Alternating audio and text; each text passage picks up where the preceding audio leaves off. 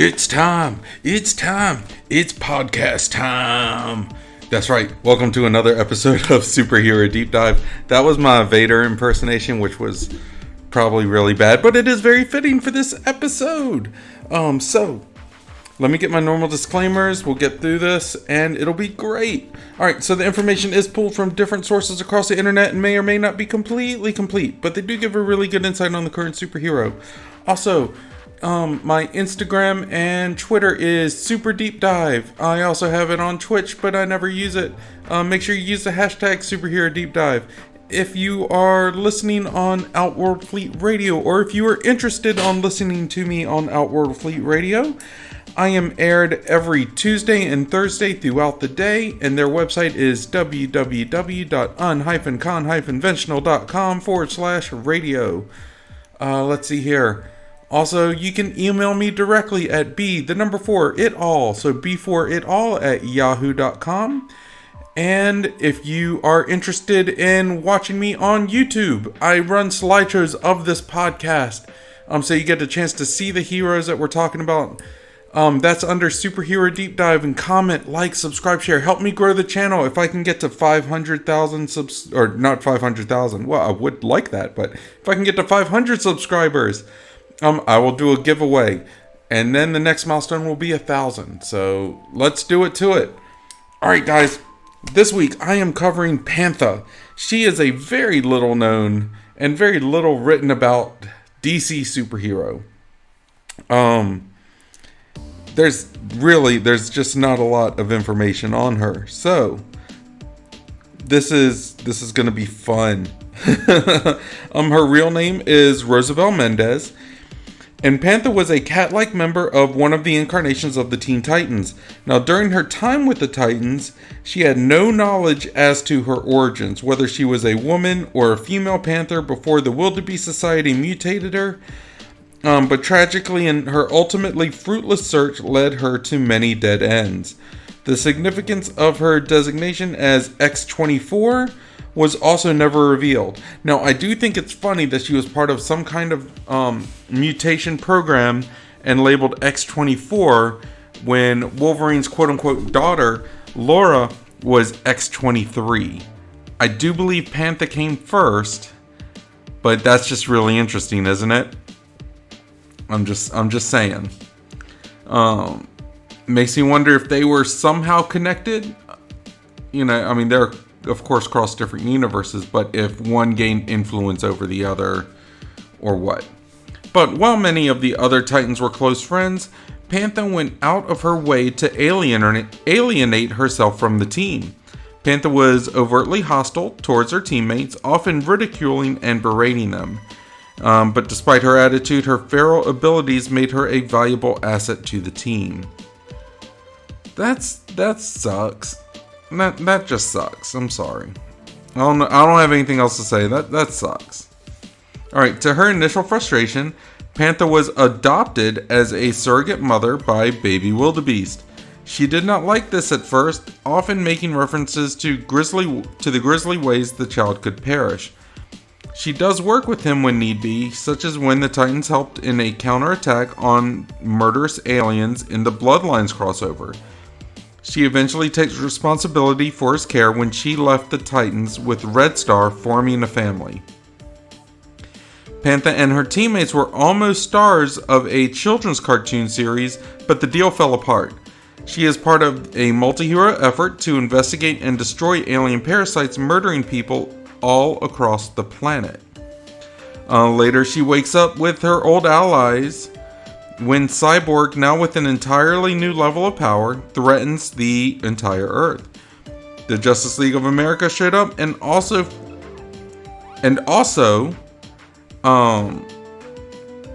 let me reread that. I'm sorry. And I do everything in one take, so I'm not cutting and splicing. Alright, the Justice League of America showed up also, and a series of mistakes led to the entire team fighting. Whew, got through that sentence. Pantha took on Catwoman, but neither side won, as they were interrupted by a blast from Orion. Baby Wildebeest himself was subdued by Superman.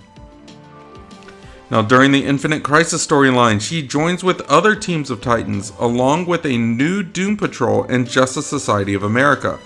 Their mission is to stop the deranged Superboy Prime, who has attacked this reality's version of Superboy. The battle originates at the town of Smallville, Kansas, and moves to the outskirts of Keystone City. There, Pantha is killed with a backhand blow by Superboy Prime that is so powerful that it knocks Ambush Bug unconscious.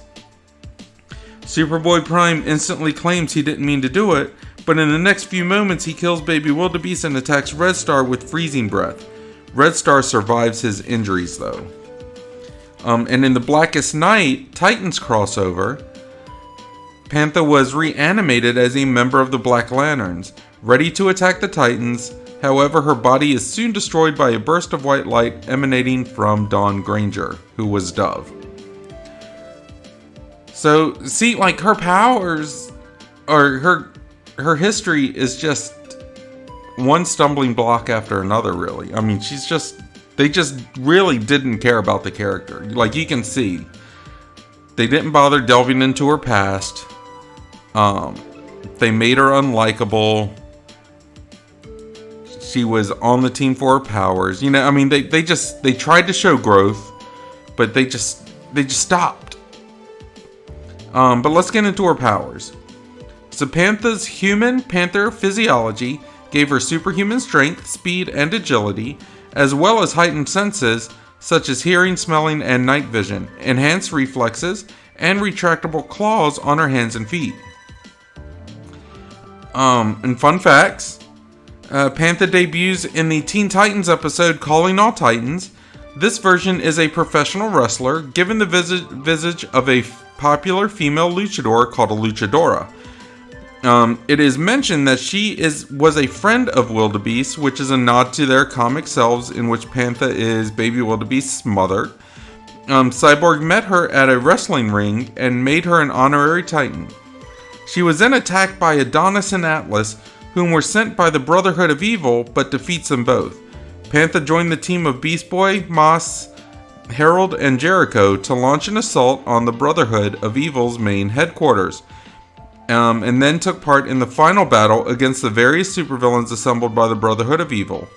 In said battle, she defeats a rival Mexican superpowered wrestler in league with the Brotherhood and claims his mask as per the code of Lucha Libre. This incarnation of Pantha has superhuman strength and can execute a one-handed face-grasping submission hold known as the Pantha's Claw. So, I'm sorry. It's so ridiculous. I love it so much. I absolutely do. So, what do you guys think of Pantha? What do you all think? I'm not impressed. I'm not impressed so far. Like, there's just so little information on her. And it's crazy. But let me know. Let me know in the like, subscribe, share, comment, all that stuff. Let me know in the comment section. What do you think? And what do you think we should do with her? If you have Twitter or Instagram, and feel free to send me a DM or comment on one of the superhero memes I post throughout the week on there. Let me know what you guys think of Pantha. It's crazy. You can also email me directly at b4itall@yahoo.com. So b4itall@yahoo.com. But yeah, I mean, there's just not a lot to her. Like, I went through this whole thing, and it hasn't even been 10 minutes yet. It's crazy. Alright, but let's get into the power expansion. This is where I look at the hero, I see what we can do with them, what their power set is, and can we make a movie out of them? Can we make a TV series, an animated series? Can we do comic book series with them? If so, do they need a specific storyline? We've covered the whole gambit. You know, and this is no different, really. Alright. So, you know, with the limited information out there on this character, it leaves a lot to the imagination. And in my opinion, this can be either a good thing or a bad thing. Like, the good side is you have so much liberty to do what you want without hurting the integrity of the character. But the bad thing is that there's so much room to get lost in the story you're trying to tell, and it ends up hitting a brick wall developmentally. And when I say that, I mean you get more into the story than the character development, and this character ends up being very one-dimensional. And I mean, right now we're looking at someone with a bunch of power, doesn't know their history. They're strong and they can fight, and they're kind of a pain in the butt. I mean, basically, it's their version of a female Wolverine. You know, I mean, that's the best way to describe it. But you know, with this character, one of the things that really caught my attention was the Teen Titans cartoon where she was a luchadora. I'm a huge professional wrestling fan. I grew up watching it. I've met a bunch of wrestlers. I trained for about a month and realized I was better as a fan than I was an actual doer. But you know, I love pro wrestling, so this kind of caught my eye. And I immediately latched on to that idea. So here's what I propose. Let's have Pantha and a few other obscure DC characters, and I don't know who they are, just we can kind of pick and choose at this point. But have something like a gladiator or wrestling type show. We'll have it animated, and it can go one of two ways. So I've got two actual propositions. Alright, first option is the wrestling show. We can have a cartoon with humor and action, something really lighthearted, where these heroes fight each other to get to be the champion or something like that. It can be done like a normal wrestling show where there's backstage drama, personal rivalries, factions, and a non-stop exchange of titles based on the challengers there. Like, there's always someone new that can come out. There's someone that can get hurt, so they're out for a bit, and someone else can step up. So you have a revolving door, basically, of storylines. You know, you can have romances develop between the characters, and then they break up, so they end up fighting each other. They make a team, and, you know, who knows? Who knows what happens? But stuff like that can keep a series going pretty much indefinitely. I mean, let's take a look at the current wrestling shows. They have this going on and on and on and on and on. You know, it is what it is, right? But you can also do stuff like, you know, have the fans vote on stuff. So it can also be interactive. You know, you have fans vote on who should win this match, who should fight, should these people team up, and, you know, just start developing storylines based on that. So it's almost like a fan service kind of show, which would be a lot of fun.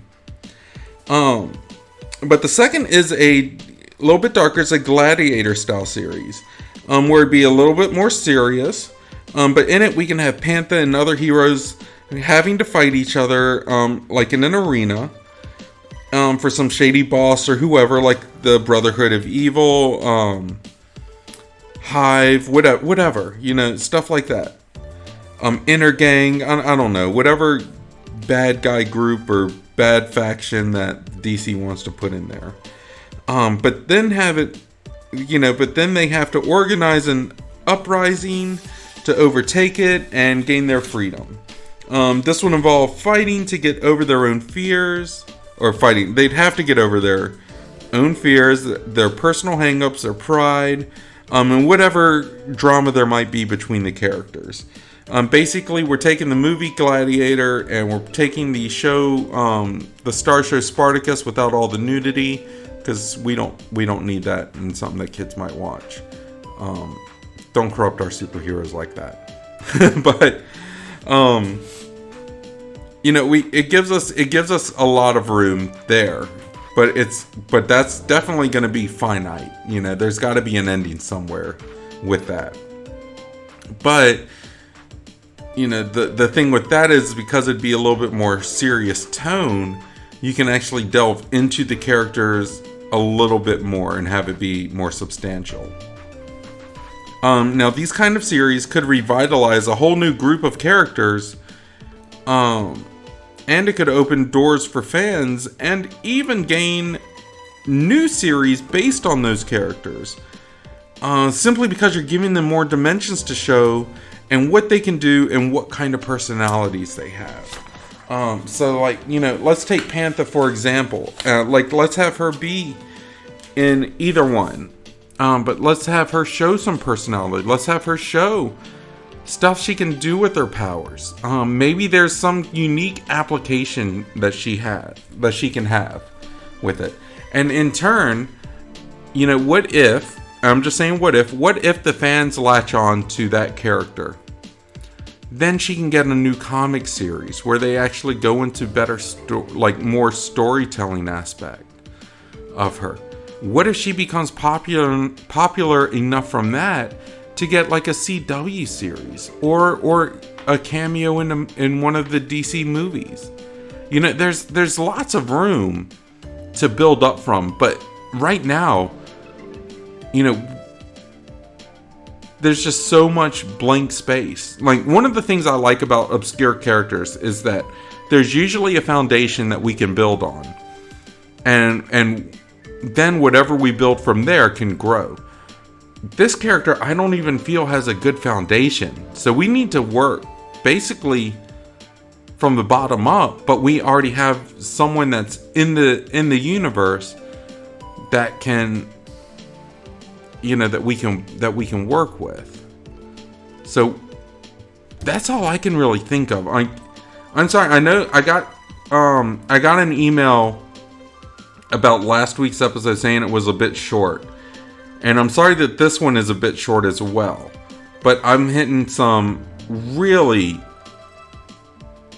obscure characters. In fact, I didn't even know Pantha's name until I started researching this character. I saw her in the back of an old issue of something I was reading. I can't even remember. I was looking through some old issues and I was like, who is this character? So I ended up finding who the character was, and I was like, I'm gonna do a podcast on her, and I'm pushing 20 minutes, if that. So I have a couple more that are really obscure, but there's going to be some fun ones in there. I think next week I am going to work on a character that I know nothing about. I'm going to have to learn. It's called Character X. Then I'm going to do the spoiler. Backlash from Image Comics. I had a request to do Ilyana Rasputin or Magic. And I had a request to do The Spot. The Spot, out of all the ones that I'm doing, that's the one I'm worried about the most, because I don't know if there's any information. I haven't even looked them up yet. But wish me luck on that.